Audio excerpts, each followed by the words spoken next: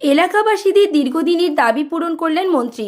মুখ্যমন্ত্রী মমতা বন্দ্যোপাধ্যায়ের অনুপ্রেরণায় এবং রাজ্য সরকারের উত্তরবঙ্গ উন্নয়ন দপ্তরের বরাদ্দ অর্থে প্রায় 1,75,00,000 টাকা ব্যয়ে কালিয়াচক 2 নম্বর ব্লকের অন্তর্গত পঞ্চানন্দপুর 1 ও 2 নম্বর গ্রাম পঞ্চায়েতের লস্করিতলা সেন্টু শেখের বাড়ি থেকে দামোদরতলা চৌরাস্তা পর্যন্ত ঢালাই রাস্তা নির্মাণের কাজের শিলান্যাস করলেন রাজ্যের উত্তরবঙ্গ উন্নয়ন দপ্তরের রাষ্ট্রমন্ত্রী তথা মোথাবাড়ি বিধানসভার কেন্দ্রের বিধায়ক সাবিনা ইয়াসমিন।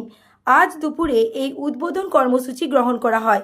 এদিন মন্ত্রী ছাড়াও উপস্থিত ছিলেন কালিয়াচক 2 নম্বর পঞ্চায়েত সমিতির সভাপতি অঞ্জলি মণ্ডল, ব্লক উন্নয়ন আধিকারিক বিপ্রতিম বসাক সহ জনপ্রতিনিধি ও সাধারণ গ্রামবাসীরা।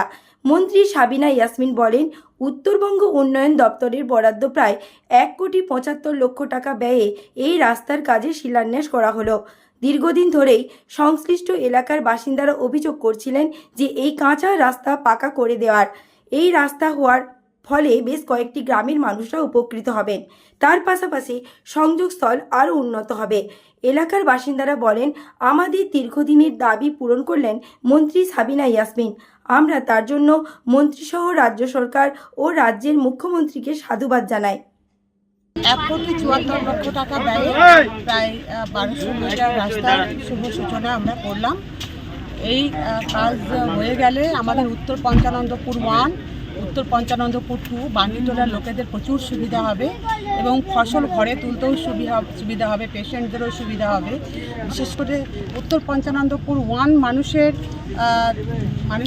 হাট, হসপিটাল, যোগাযোগের একটা বিরাট ক্ষেত্র তৈরি হবে এবং অনেকটাই পথ এটা দিয়ে গেলে অনেকটাই পথ কম ঘুরে যেতে হবে। এটা দীর্ঘদিনের প্রতীক্ষিত একটি রাস্তা। এই রাস্তাটা মানে দীর্ঘদিন অকেজো হয়ে পড়েছে এবং এটা অকেজো হয়ে থাকায় উত্তর পঞ্চন্দর 1 এবং উত্তর পঞ্চন্দর 2 এর বহু গ্রামের লোকজন কিন্তু চরম অসুবিধা ভোগান্তির মধ্যে দিয়ে পড়ছিল। বিশেষত এই মাঠের মধ্যে রাস্তাটা হলে কৃষিকাজে চরম উন্নয়ন হবে এবং যোগাযোগের একটা চরম সুবিধা হবে, মানুষের একটা সংযোগস্থল বাড়বে, যোগাযোগটা বাড়বে।